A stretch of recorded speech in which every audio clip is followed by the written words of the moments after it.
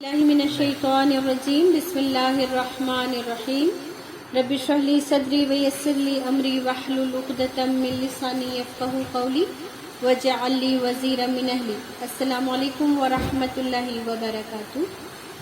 پچھلے 2 کلاسز میں ہم نے الحمدللہ پہلی کلاس میں سیرت کو کیوں پڑھنا چاہیے، سیرت کا علم حاصل کرنا کیوں ضروری ہے، اور دوسری کلاس میں ہم نے اللہ کی معرفت کے حوالے سے بات کیا تھا الحمدللہ، اور میں امید کرتی ہوں کہ آپ لوگ اس سلسلے میں ضرور کوشش کریں گے کہ اپنے علم میں اضافہ کریں اور دوسری کتابوں سے بھی استفادہ حاصل کریں انشاءاللہ تعالی۔ آج جو ہمارا ٹاپک ہے وہ سیرت کو جمع کرنے کی مختصر تعریف ہے۔ اصل میں نے یہ ضروری سمجھا کہ کچھ لوگ آپ میں سے ہیں جو سیرت کو قلم بند کر رہے ہیں، اس نوٹس کو لکھ رہے ہیں الحمدللہ، تو انہیں یہ پتہ ہونا چاہیے کہ اس کا سورس کیسے اور کیوں لیا جاتا ہے، کس طریقے پر لیا جاتا ہے۔ پچھلی بار ہم نے بات کیا تھا کہ ابن اسحاق اور ابن ہشام اس کے مین سورسز ہیں جہاں سے سیرت کو لیا گیا ہے نا۔ تو سب سے پہلے ہم یہ سمجھ لیں کہ اللہ کے رسول صلی اللہ علیہ وسلم کی آمد کا مقصد کیا تھا کہ اللہ کو اپنی بات ایک پریکٹیکل انسان کے ذریعے، ایک ذات کے ذریعے لوگوں تک پہنچانی تھی، تو اللہ نے اسی سلسلے میں انبیاء بھیجے اور رسول اکرم صلی اللہ علیہ وسلم کو بھی اسی سلسلے کی ایک کڑی بنا کر دنیا میں رحمت للعالمین بنا کر بھیجا گیا۔ ٹھیک ہے، اب اگر آپ یہ دیکھیں تو دیکھیں کہ اللہ کی منشا، اللہ کی مشیت، اللہ کے منصوبے کیسے کام کرتے ہیں، کہ اللہ کو یہ پتا تھا کہ اب علم کا دور اسٹارٹ ہو چکا ہے، لوگوں نے لکھنا اور پڑھنا سیکھ لیا ہے اور لوگوں کی زندگیوں کو قلم بند کیا جا سکتا ہے۔ اللہ نے رسول اللہ صلی اللہ علیہ وسلم کو جہاں آخری نبی بنایا، وہاں یہ بھی ہم دیکھتے ہیں کہ اللہ کے رسول صلی اللہ علیہ وسلم جب نبی بنے تو اس وقت تک انسانیت نے لکھنا اور پڑھنا سیکھ لیا تھا، اور یہی وجہ ہے کہ رسول اللہ صلی اللہ علیہ وسلم کی سیرت ہمارے پاس اچھے بہترین ماخذ سے ہمارے پاس موجود ہے نا۔ اس سلسلے میں بہت سارے لوگوں نے اس پر کام کیا اور وہ شخصیت مبارکباد کی بہترین مستحق ہیں جنہوں نے اس سلسلے میں کام کیا ہے۔ اور یہ کام کس طرح سے ہوا، تو اس کا جو وہ ہے علم ہے، اسے علم الرجال کہا جاتا ہے نا۔ علم الرجال کہا جاتا ہے، یعنی کہ لوگوں کے بارے میں علم جمع کیا گیا اور تب جا کر کے حدیث اور سیرت پر اتفاق کیا گیا۔ اچھا، یہ سلسلہ کہاں سے شروع ہوا، تو یہ سمجھ لیں کہ جب لوگوں نے اسلام مکے میں اللہ کے رسول صلی اللہ علیہ وسلم نے دین کی تبلیغ کی، تو چند لوگ تھے جو لکھنا پڑھنا جانتے تھے، جس میں سے جن لوگوں نے اسلام قبول کیا، جو لکھنا پڑھنا جانتے تھے، ان میں حضرت ابو بکر ہیں، حضرت عمر، حضرت عثمان، حضرت علی، حضرت ابو عبیدہ، حضرت طلحہ، حضرت زید بن حارثہ، ابو حذیفہ، ابو سفیان، اور ایک لیڈی کا نام بھی شامل ہے جن کا نام شفا بنت عبداللہ تھا۔ ٹھیک ہے، تو یہ چند لوگ تھے جنہوں نے اسلام قبول کیا اور یہ لکھنا پڑھنا جانتے تھے، اس لیے شروعاتی وحی انہی لوگوں نے لکھی، اور سب سے پہلے وحی لکھنے والے حضرت زید بن حارثہ تھے۔ حضرت ابوبکر نے بھی اپنے وقت میں جب وہ سب ہجرت کے لیے جا رہے تھے تو انہوں نے اس وقت کی وحی یا اس وقت کے لکھنے کے جو کام تھے وہ انہوں نے ادا کیا، اور اسی طریقے سے حضرت علی، حضرت عثمان، یہ سارے کے سارے لکھنا اور پڑھنا جانتے تھے۔ رسول اکرم صلی اللہ علیہ وسلم جو احادیث یعنی کہ جو باتیں بیان کرتے تھے، ان کو بھی ہم جانتے ہیں کہ صحابہ کرام لکھ لیا کرتے تھے۔ حضرت ابو ہریرہ رضی اللہ تعالیٰ عنہ سے مروی ہے کہ حضرت ابو ہریرہ اپنے بارے میں کہتے ہیں کہ رسول اکرم صلی اللہ علیہ وسلم جو کچھ بیان کرتے میں اسے یاد کر لیا کرتا تھا، حالانکہ عبداللہ بن عمر اسے لکھ لیا کرتے تھے، ہے نا۔ تو احادیث کو بھی لکھا جانے لگا تھا رسول اکرم صلی اللہ علیہ وسلم کی زندگی میں ہی، اور یہ پچھلی بار بھی میں نے وہ بیان کیا تھا، لیکن میں نے یہ نہیں بیان کیا تھا کہ یہ کس سے حدیث مروی ہے۔ تو یہ عبداللہ بن عمر سے ہی مروی ہے کہ انہوں نے اللہ کے رسول صلی اللہ علیہ وسلم سے پوچھا کہ یا رسول اللہ، کیا آپ جو کچھ بولتے ہیں ہم اسے لکھ لیا کریں؟ آپ نے فرمایا ہاں، آپ رضی اللہ تعالیٰ عنہ نے کہا یا رسول اللہ آپ کبھی غصے میں ہوتے ہیں اور کبھی خوش ہوتے ہیں تو کیا ہم پھر بھی لکھ لیں؟ آپ صلی اللہ علیہ وسلم نے اپنے منہ کی طرف اپنا ہاتھ کیا اور اشارہ کر کے فرمایا کہ تم لکھ لیا کرو، اس سے جو کچھ بھی نکلتا ہے وہ حق ہے. ٹھیک ہے، تو یہ ریفرنس ہے ہمارے پاس حضرت عبداللہ بن عمر کے ریفرنس سے یہ بات ہمارے پاس آئی ہے الحمدللہ. اس طریقے سے حضرت عبداللہ بن عمر اور بہت سارے صحابہ ہیں جنہوں نے احادیث کو جمع کیا اور احادیث ہی کے زیر سایہ سیرت بھی پلتی رہی. اور سیرت کا شروع میں نام سیرہ نہیں تھا بلکہ اسے المغازی ہے نا، الف لام میم غین الف زا یا، یہ اسے ایسے پرناؤنس کیا گیا جس میں جنگ کے حالات بیان کیے جاتے تھے. یعنی جنگ میں کیا حالات تھے، کس نے کیا بولا، کس کو کیا کام ملا تھا اور کس طریقے سے جنگ لڑی گئی، یہ تمام حالات صحابہ کرام ایک دوسرے کو بیان کرتے تھے، اپنے بچوں کو بتاتے تھے اور اسے المغازی کہا جاتا تھا. ابن اسحاق نے جو کتاب سب سے پہلے لکھی وہ المغازی کے کتاب المغازی کے نام سے ہی لکھی. اچھا، ابن اسحاق جس وقت انہوں نے قلم اٹھایا کتاب لکھنے کے لیے تو اس وقت میں امام زہری رحمۃ اللہ علیہ بھی تھے جنہوں نے سیرت پر کتاب لکھی. اگر ان کے بارے میں سمجھنا ہے تو یہ سمجھ سکتی ہیں کہ امام زہری تابعین میں سے ہیں اور امام بخاری رحمۃ اللہ علیہ کے یہ استاد ہیں، ہے نا. اسی طریقے سے محمد بن اسحاق نے جو کتاب لکھی اس سے پہلے موسیٰ بن عقبہ نے بھی کتاب لکھی سیرت کے اوپر. ان لوگوں کی کتابیں محفوظ نہیں رہی، نہ ہی ان کی شرح رہی، یعنی کہ ان کی نہ ہی کسی نے ڈیٹیل بیان کی، ان کی کتابیں ختم ہو گئی. لیکن موسیٰ بن عقبہ نے سب سے پہلے کتاب لکھی، پھر امام زہری ہیں جنہوں نے کتاب لکھی اور محمد بن اسحاق ہیں جنہوں نے کتاب المغازی کے نام سے کتاب لکھی.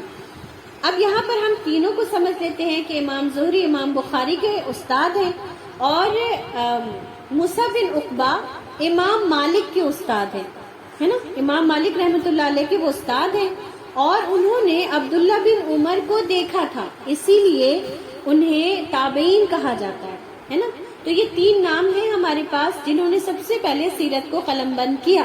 اور لیکن سیرت کے اعتبار سے نہیں قلم بند کیا بلکہ جنگی حالات کو مد نظر رکھتے ہوئے یہ کتابیں لکھی گئی. اور ان کے مصنف جو ہیں وہ کون کون ہیں؟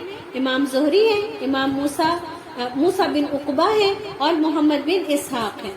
محمد بن اسحاق کو قسمت سے ایک ایسا شاگرد ملا جنہوں نے ان کی کتاب کو آگے اس کی شرح کی اور وہ ابن ہشام ہیں جنہوں نے ان کی شرح کو لکھی. اور ابن ہشام ہی مین سورس آف سیرہ ہیں جن کو کوئی بھی سیرت نگار جب سیرہ لکھتا ہے تو وہ ان کی کتاب کو اپروچ کرتا ہے اور وہیں سے وہ مغز حاصل کرتا ہے. ٹھیک ہے، تو یہ مختصر سی تعریف تھی سیرت کی جو میں نے آپ کے سامنے بیان کی. اب ہمیں ایک اور چیز، ایک اور ٹرمینالوجی جسے سمجھ لینا ہے وہ ہے علم الرجال. علم الرجال کیا ہے؟ یعنی احادیث جہاں سے جمع کی گئی اور اس کے لیے جو روایت بیان کی جاتی ہے اور راوی ہوتے ہیں، اس راوی کی بھی پوری زندگی، ان کے چال چلن، ان کا کس بارے میں کیا عقیدہ تھا، وہ کس طرح کے لوگ تھے، وہ علم والے تھے یا وہ علم پر ان کا کوئی وہ نہیں تھا، کتنی حد تک ان کے پاس علم تھا، ان تمام چیزوں کو جمع کیا گیا اور اسے علم الرجال کہا گیا ہے نا. اس کے بارے میں جرمن کے ایک وہ ہیں، جرمن کے ایک اسکالر ہیں، وہ کہتے ہیں کہ علم الرجال کے لیے مسلمانوں نے 5 لاکھ سے زیادہ لوگوں کی سیرہ لکھی اور اسے محفوظ کی. 5 لاکھ، آپ ہے نا امیجن کریں کہ 5 لاکھ لوگوں کی زندگیوں کو جمع کرنا یہ کوئی آسان کام نہیں تھا. لیکن مسلمانوں نے اسے انجام دیا صرف اس لیے کیونکہ وہ اپنے رسول اکرم صلی اللہ علیہ وسلم کی باتوں کو پوری اوتھینٹسٹی کے ساتھ آگے کی جنریشن کو پہنچانا چاہتے تھے. اور اس کے لیے مقصد کیا تھا کہ رسول اکرم صلی اللہ علیہ وسلم کی ذات سے انسانیت پورا فائدہ اٹھا سکے. اور اللہ نے جو ذمہ داری رسولوں کے بعد امت مسلمہ پر ڈالی ہے اسے وہ کما حقہ ادا کر سکے. اس لیے انہوں نے بغیر اس کام میں تھکے ہوئے، پریشان ہوئے انہوں نے اس کام کو کیا اور لوگوں کی پوری زندگی کو جمع کر لیا کتابوں میں. اور اس پر امت مسلمہ اپنے اسلاف پر، اپنے پوروجوں پر جتنا بھی فخر کرے کم ہے جو انہوں نے کام انجام دیا. ان لوگوں کے چال چلن، ان لوگوں کا پریوار کیسا تھا، ان لوگوں کا بیہیویئر کیسا تھا، ان لوگوں کی سمجھ کیسی تھی، سطحی تھی یا براڈ مائنڈیڈ تھے، ان تمام چیزوں کو قلم بند کیا گیا. اسے ہی علم الرجال کہا جاتا ہے. ٹھیک ہے. اور یہ جو ہم دیکھتے ہیں نا کہ فلاں راوی سے فلاں، فلاں سے فلاں، فلاں سے فلاں، تو اس فلاں سے فلاں کو ہم معمولی علم نہ سمجھیں. ان میں سے ایک ایک راوی کی زندگی محفوظ ہے، وہ قلم بند کی گئی ہے، اور امت مسلمہ کے پاس یہ خزانہ آج بھی موجود ہے نا. تو کہنے کا مقصد صرف یہ ہے کہ آپ کے پاس جو سیرہ پہنچ رہی ہے وہ ایک انسان کی کاوش نہیں ہے، یہ بہت سارے لوگوں کی کاوشیں ہیں، اور 5 لاکھ لوگوں کی سیرت محفوظ کی گئی ہے. اس کے بعد چھان پھٹک کر آپ تک یہ سیرہ پہنچائی جا رہی ہے. اب اسی میں ہم دیکھتے ہیں کہ لوگوں نے اس معاملے میں بھی، کچھ لوگوں نے بہت احتیاط کیا کہ انہوں نے صرف ان باتوں کو لیا جس کی سند مضبوط تھی، ہے نا. اور اسی کی ایک کڑی صفی الرحمان مبارک پوری رحمۃ اللہ علیہ کی یہ کتاب الرحیق المختوم ہے، جس کے ذریعے ہم پڑھنے جا رہے ہیں. انہوں نے بہت ساری سیرت کی وہ باتیں جس میں اختلاف تھا یا جس میں عقل میں بات نہیں آتی تھی، تو اس کو انہوں نے نہیں شامل کیا. بہت زیادہ احتیاط کے ساتھ جس کی سند مضبوط تھی اسے شامل کیا. پر آپ کو بہت ساری سیرت کی کتابیں ایسی بھی مل جائیں گی جس میں ان باتوں کا ذکر ہے جس سے ہم ایگری نہیں کر پاتے. لیکن ہم ایگری نہیں کرتے اس کا ہرگز یہ مطلب نہیں ہے کہ وہ واقعہ نہیں ہوا یا اس واقعے میں سبھی کچھ غلط ہے. سبھی کچھ غلط نہیں ہوتا، کہیں نہ کہیں کوئی سچائی ہوتی ہے، لیکن اس میں ملاوٹ ہو جاتی ہے تو وہ چیزیں ہم اس کو کنارے کر دیتے ہیں. جیسے کہ ہم آگے پڑھیں گے کہ جب رسول اللہ صلی اللہ علیہ وسلم کی پیدائش ہوئی تو کیسر و کسریٰ کے جو وہ تھے کنگورے لٹکے ہوئے تھے وہ گر پڑے، ہے نا. ان کے یہاں جو صدیوں سے روشن تھا آتش کدا، وہ بجھ گیا. تو علماء نے اس کے بارے میں بھی تحقیق کی ہے، اس کے بارے میں بھی بات کیا ہے. کچھ لوگوں کا کہنا ہے کہ اسے بڑھا چڑھا کر پیش کیا گیا، کچھ کا کہنا یہ ہے کہ یہ سچائی حقیقت پر مبنی ہے. ہم ان دونوں باتوں کو ڈینائی نہیں کرتے کیونکہ یہ کوئی عقل سے بعید چیز نہیں ہے. اگر ایسی چیزیں پیش آتی ہیں تو ظاہر ہے اللہ کے رسول پیدا ہوئے تھے، تو اگر یہ چیزیں واقع ہوئی تو ہو بھی سکتی ہیں. اور اگر کچھ لوگوں نے اسے نہیں قلم بند کیا ہے تو اس سے یہ بھی نہیں کہیں سے ظاہر ہوتا کہ سیرت کو انہوں نے مکمل طور پر اس کا حق ادا نہیں کیا ہے نا. تو ہم اسی نظریے کے ساتھ انشاءاللہ تعالی سیرت کو کنٹینیو کریں گے کہ ہر چیز کے 2 پہلو ہوتے ہیں، اور ان دونوں پہلو کو ہم سامنے رکھیں گے اور اس کے بعد ڈیسائیڈ کریں گے کہ ہمیں اب آگے ان باتوں کو کس طریقے تک پہنچانا ہے اور کہاں پر حکمت کے تحت کن باتوں کو ہمیں بیان کرنا ہے اور کن باتوں کو کب بیان کرنا ضروری ہے اور کب نہیں ضروری ہے. دیکھیں، جب میں نے سیرت کو شروع میں کیا تھا تو اتنی ڈیٹیل میں نہیں بات کیا تھا. کیوں؟ کیونکہ اس وقت ہمارے لیے سیرت کا ابتدائی مرحلہ تھا اور ہمارے لیے سیرت کو اسی انداز سے، ایک مختصر انداز سے پڑھنا ضروری تھا. لیکن اب چونکہ ہم اس کی ڈیٹیل کر رہے ہیں تو اس لیے میرے لیے یہ ضروری ہے کہ میں ان باتوں کو بھی رکھوں جو سیرت کی کتابوں میں آپ کو آگے چل کے پڑھنے کو ملے گا، ہے نا. اچھا، اب ایک چیز جو علم الرجال کے حوالے سے ایک اور بات ہے، اس کو بھی یہاں پہ میں مینشن کر دوں کہ علم الرجال یعنی کہ یہ لوگوں کا جو ایک گروپ ہے، اسے ہی ہم ائمہ کہتے ہیں، یا اسے ہی ہم یہ کہتے ہیں کہ ائمہ کا اس پر اجماع ہے. یہ جو اتنے سارے لوگ ہیں انہی کا ان کچھ باتوں پر اجماع ہے. اسی میں سے کچھ بات یہ ہے، ایک بات یہ ہے کہ ایسی حدیثیں، ایسی بہت ساری چیزیں جس میں راوی میں اختلاف ہو، جس میں چھوٹے سے کام کا بہت بڑا اجر بتایا گیا ہو، یا بہت چھوٹے سے گناہ کا بہت بڑا عذاب بتایا گیا ہو، ان باتوں کو بھی ان لوگوں نے ضعیف کی کیٹیگری میں ڈالا ہے نا. تو آگے چل کر ان باتوں سے بھی ہمارا واسطہ پڑے گا، تو اس لیے ہم یہ اصول سمجھ لیتے ہیں انشاءاللہ تعالی. تو آئی ہوپ یہ اصول ہم نے سمجھ لیا ہوگا، اور اب آگے ہم جب سیرت کو سٹارٹ کریں گے تو یہ ساری باتیں ہمارے مد نظر رہیں گی انشاءاللہ تعالی. اس میں سے جو باتیں نہیں سمجھ میں آئی ہوں، ٹرم مشکل لگا ہو، آپ لوگ مجھے پرسنل پر میسج کر کے پوچھ سکتے ہیں. اور اگر کچھ لوگوں نے اسے نیا شروع کیا ہے، پہلے سیرت کبھی کی نہیں ہے، تو اگر ان کو یہ مشکل لگے تو چھوڑ دیں، کوئی بات نہیں. انشاءاللہ تعالی زندگی رہی ہم اسے دوبارہ کریں گے، تیسری بار کریں گے، تو پھر تب آپ کو یہ سارے جو الفاظ ابھی آپ نے پہلی بار میں سن لیا ہے اسے جسٹ سن لیں، بعد میں کبھی وہ ریکال کریں گے تو آپ کو بات سمجھ میں آئے گی. سب کا سیرت کا سفر ایسے ہی سٹارٹ ہوا ہے، میرا بھی، بہت سارے یہاں پر بیٹھے ہوئے لوگوں کا بھی، کہ ان کے لیے پہلے یہ باتیں بالکل ان نون تھی، لیکن اب انہیں یہ باتیں سمجھ آ رہی ہیں اور وہ بلکہ اسے لکھ رہے ہیں، ہے نا. تو اس سے گھبرانا نہیں ہے آپ کو. یہاں پر میں دونوں اعتبار سے بات کروں گی کہ بگنرز کو بھی بات سمجھ میں آ جائے، اور جو لوگ ڈیٹیل سے کرنا چاہتے ہیں ان کی بھی تشنگی کچھ حد تک ہم پوری کرنے کی کوشش کریں گے انشاءاللہ تعالی. اب ہم سب اس بات کو جانتے ہیں کہ رسول اکرم صلی اللہ علیہ وسلم کے جد امجد میں جہاں سے تاریخ شروع کی جاتی ہے وہ حضرت ابراہیم علیہ السلام ہے نا. اور چونکہ ہم اس بار ابراہیم علیہ السلام کو ڈیٹیل میں انبیاء کی سیرت میں کر چکے ہیں، اس لیے ہم جسٹ ایک نظر ڈالیں گے انشاءاللہ تعالی ان کی زندگی پر، کہ حضرت ابراہیم علیہ السلام عراق کے شہر ارم میں پیدا ہوئے. وہیں آپ نے اپنی آنکھیں کھولی، اور جب انہوں نے آنکھ کھولی تو دیکھا کہ وہ ایک پجاری کے گھر پیدا ہوئے، اور چاروں طرف ان کے بت بنتے تھے، بت پوجے جاتے تھے، اور بت ہی کے درمیان ان کا اٹھنا بیٹھنا کھیلنا کودنا تھا، ہے نا. تو انہوں نے آنکھ کھولتے ہی اپنے آگے اور پیچھے بت ہی دیکھے.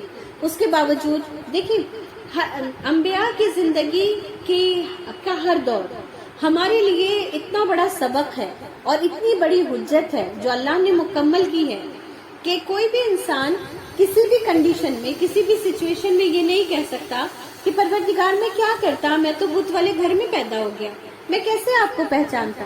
تو ان کے لیے حضرت ابراہیم علیہ السلام کی زندگی میں بہت بڑا سبق ہے کہ انہوں نے ایسی کنڈیشن میں بھی اپنے عقل، اپنے شعور کو بیدار رکھا، اور جو ہر انسان کے پاس موجود ہے، اور انہوں نے اس کے ذریعے اپنے مالک حقیقی کو پہچان لیا. حضرت ابراہیم علیہ السلام ار میں پیدا ہوئے، اور ان کے والد کا نام آزر، اور کہیں پر ان کو ان کا چچا کہا جاتا ہے. بہرکیف وہ ان کے گارڈین تھے، یہ بات سب جگہ سے ثابت ہے. اور ابراہیم علیہ السلام جب بہت چھوٹے تھے تو وہ کبھی کبھی بت کی سواری کر لیا کرتے تھے، جس پر ان کے والد ناراض ہوتے اور انہیں سمجھاتے، پیار سے سمجھاتے، کیونکہ وہ چھوٹے تھے، کہ ابراہیم یہ بت ہیں، یہ ہمارے معبود ہیں، ان کے اوپر نہ بیٹھا کرو، یہ ناراض ہو جائیں گے. تو ابراہیم علیہ السلام مسکراتے اور کہتے یہ تو بول ہی نہیں سکتا، یہ تو مجھے بھگاتا ہی نہیں. اور اس طرح کے سوالات کے ساتھ حضرت ابراہیم علیہ السلام بڑے ہو رہے تھے. کچھ بت ایسے تھے جن کے بہت بڑے کان تھے، تو ابراہیم علیہ السلام کہتے کہ اس کے کان کیوں بڑے ہیں؟ تو ان کے والد کہتے کیونکہ یہ سننے والا بت ہے. تو وہ کہتے پھر یہ سنتا کیوں نہیں، پھر یہ بولتا کیوں نہیں، ہے نا. تو جہاں پر ہمیں یہ بات سمجھ آتی ہے کہ کانوں کو بڑا دیکھ کے ان کے دل میں یہ سوال پیدا ہوا، وہاں پر یہ بھی سمجھ آتا ہے کہ ابراہیم علیہ السلام کو اتنے چھوٹے بچپن میں بھی اس بات کا علم تھا کہ جو سنے گا وہ بولے گا، اور اگر کوئی نہیں بول رہا اس کا مطلب ہے وہ سن بھی نہیں سکتا. ہم سب اس بات کو جانتے ہیں کہ گونگا کیوں گونگا ہوتا ہے، کیونکہ وہ سن نہیں سکتا، اس لیے وہ بول بھی نہیں پاتا ہے نا. تو آج کے دور میں ہم سمجھتے ہیں کہ ہم بہت عقل والے ہیں، ہم بہت سمجھدار ہیں، ہم بہت لاجک سے بات کرتے ہیں. حالانکہ جب ہم انبیاء کو سنتے ہیں، پڑھتے ہیں، تو سمجھ آتا ہے کہ انسانیت نے بہت ساری چیزوں کے مسئلے سالو ضرور کیے ہیں، پر علمی اعتبار سے ایسا نہیں ہے کہ پہلے کا انسان علم نہیں رکھتا تھا یا سمجھ بوجھ نہیں رکھتا تھا. پھر ابراہیم علیہ السلام جب تھوڑے بڑے ہوئے تو انہوں نے تمام چیزوں کو آزمایا، جس پر اگر آپ ابراہیم علیہ السلام کی اسٹوری کو چیک کر لیں گے تو آپ کو وہ ساری چیزیں مل جائیں گی انشاءاللہ تعالی، کہ انہوں نے ہر چیز کو ایسے نہیں ڈینائی کر دیا. ان کی جو وہ تھی قوم تھی، وہ بتوں کی عبادت کرتی تھی، وہ چاند سورج کی عبادت کرتی تھی، وہ اپنے جو ان کے پوروج تھے ان کی باتوں کے آگے اوپر کسی اور کی بات کو نہیں مانتی تھی۔ یہ 3 مین پوائنٹ تھے جن پر ان کا بہت زیادہ اعتقاد تھا، ہے نا، اور یہ ان تینوں چیزوں میں شرک کرتے تھے۔ یہ بتوں کی پوجا کرتے تھے، چاند ستاروں کی پوجا کرتے تھے، اور اپنے آباء و اجداد کو بہت زیادہ عقل والا، سمجھ والا سمجھتے تھے، ہے نا۔ اور ان تینوں چیزوں کو اگر ہم چیک کرتے ہیں نا آج اپنے درمیان بھی، تو یہ تینوں چیزیں ہمارے اندر بھی پائی جاتی ہیں۔ حق کو نہ ماننے میں یہی 3 چیزیں رکاوٹ بنتی ہیں۔ یا تو کوئی شرک ہوتا ہے جو ہم چھوڑ ہی نہیں پاتے حق کے آ جانے کے باوجود بھی۔ شرک یہ نہیں ہوتا صرف کہ ہم بت کی پوجا نہیں کرتے الحمدللہ، لیکن شرک یہ بھی ہے کہ تم 2 آلو نہیں کھاؤ، جوڑواں بچے پیدا ہو جائیں گے، ہے نا۔ جھاڑو کو سیدھا نہیں ایسے رکھو ورنہ گھر میں پتہ نہیں کیا آ جائے گا، رزق کم ہو جائے گا۔ مغرب کے بعد جھاڑو لگا دو گے تو پتہ نہیں کیا ہو جائے گا۔ پریگننٹ عورت اگر کسی اور گھر میں چاند دیکھ لے گی تو اس کا بچہ ایسے ہو جائے گا۔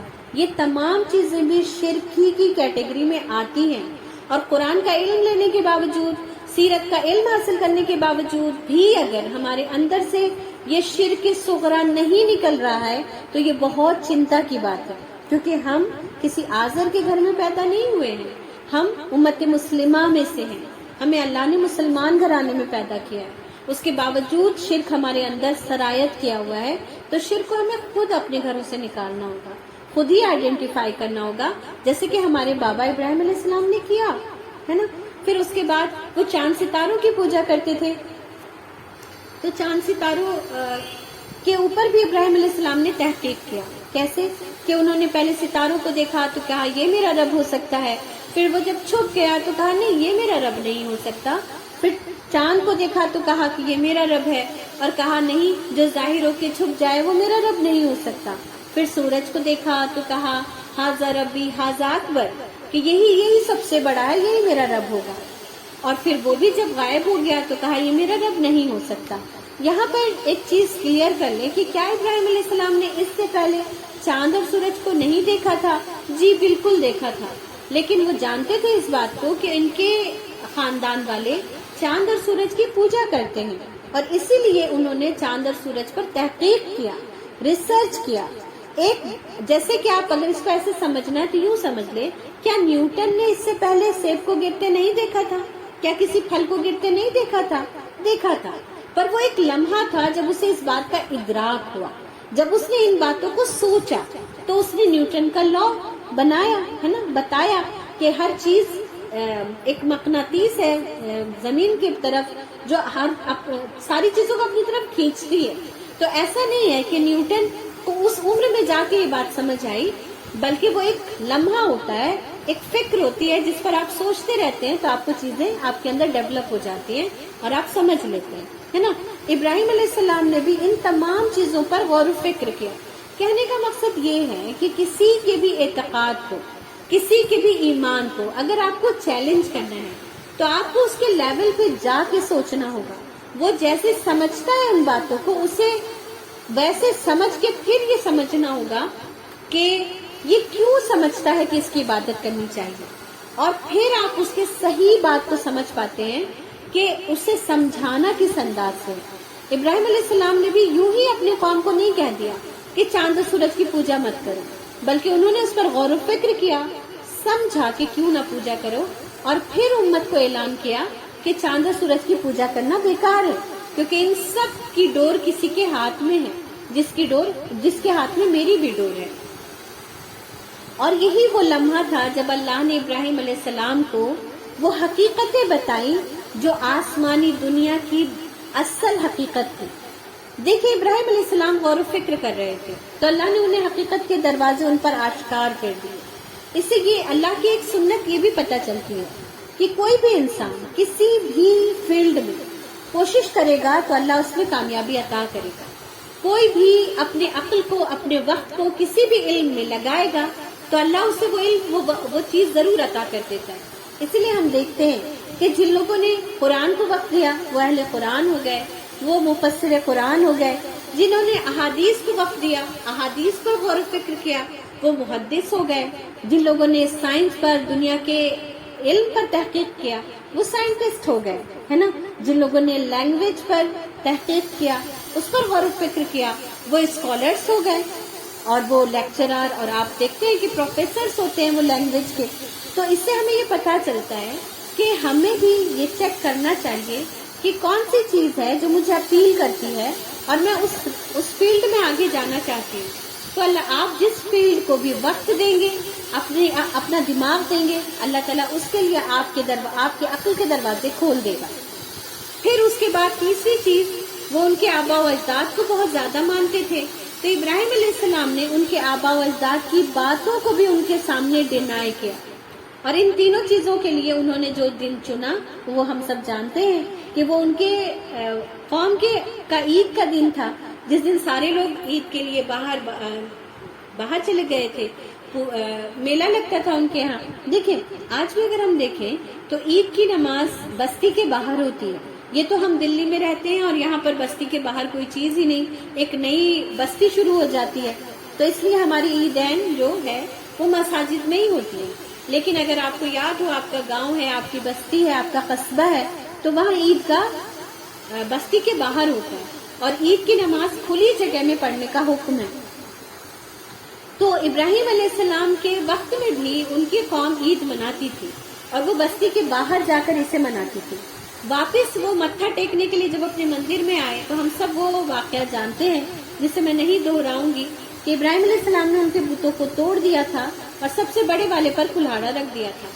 جب ابراہیم علیہ السلام نے یہ کہا کہ اسی سے پوچھ لو، یہی بڑا ہے اور مجھے لگتا ہے اسی نے کچھ کیا ہے، تو قوم نے اس لمحے حق کو جان لیا تھا، کیونکہ قوم نے ایک زبان ہو کر کہا کیا بکتے ہو، تم نہیں جانتے کہ یہ بول نہیں سکتے ہیں. تو ابراہیم علیہ السلام نے کہا کہ جو اپنے گنہگار کے بارے میں نہیں بتا سکتا، وہ تمہارے گنہگاروں کے بارے میں، وہ تمہارے بارے میں انصاف کیا کرے گا، ہے نا.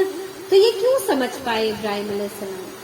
ایک لمحے میں نہیں سمجھ پائے ہوں گے، انہوں نے اس پر وقت لگایا، اس کے بارے میں غور و فکر کیا، ہے نا. تو اگر ہم بھی اپنے سماج، اپنے خاندان کی اصلاح چاہتے ہیں تو ان کی کمزوریوں کو سمجھیں، وہ کہاں سے دھوکہ کھا رہے ہیں اس بات پر بھی غور و فکر کریں، ان کی بیماری کا پتہ کریں، تبھی ان کا علاج پتہ چل پائے گا، ہے نا، انشاءاللہ تعالی. پھر بہرحال وہ ہوا جس کے بارے میں ہم سب جانتے ہیں کہ ایک لمبی چوڑی بحث ہے، اور ابراہیم علیہ السلام کا اپنے والد کے ساتھ حسن سلوک ہے، جس میں وہ بار بار بابا جان ہی کہہ کر اپنے والد کو مخاطب کرتے ہیں. اور اس میں بھی ہمارے لیے ایک بہترین بیٹے کا نمونہ ہے کہ باپ چاہے مشرک ہی کیوں نہ ہو، اولاد کو یہ حق نہیں دیا گیا کہ اپنے والدین کے ساتھ بدتمیزی سے پیش آئے، اور حق بات کہنے کے لیے بھی جو ٹون وہ استعمال کرے وہ غلط ہے. حق بات باپ کو بھی کہنا ہے، جہاں پر یہ بات ثابت ہوتی ہے وہاں یہ بات بھی ثابت ہوتی ہے کہ اس کا انداز کیا ہوگا، اور اس کے لیے اگر وہ کوئی سزا آپ کو دیں گے تو اس سے بھی بغاوت نہیں کرنا، ان کے اوپر ہاتھ نہیں اٹھانا، بلکہ ابراہیم علیہ السلام کو یہ سزا سنائی گئی کہ اسے آگ میں پھینک دیا جائے، اور ابراہیم علیہ السلام کو آگ میں ڈال دیا گیا. ابراہیم علیہ السلام اس بات کو نہیں جانتے تھے کہ آگ ٹھنڈی ہو جائے گی، اس لیے ہمیشہ اس بات کو ہمیں یاد رکھنا چاہیے کہ جو مشکلیں آتی ہیں اس کے پار آسانی ہے. یہ ہمیں انبیاء کی سنت بتاتی ہے، لیکن آسانی کیا ہے یہ ہمیں کوئی نہیں بتائے گا، یہ صرف اللہ رب العالمین کو پتہ ہے. ہمیں اور آپ کو یہ علم دے دیا گیا، یہ یاد دہانی کرا دی گئی، یہ پیشن گوئی کر دی گئی کہ اللہ کے لیے جو بھی مصیبت آئے گی اس کے پار بہت زیادہ آسانی تمہارے منتظر ہے. یہ کیا علم کم ہے ہمارے لیے؟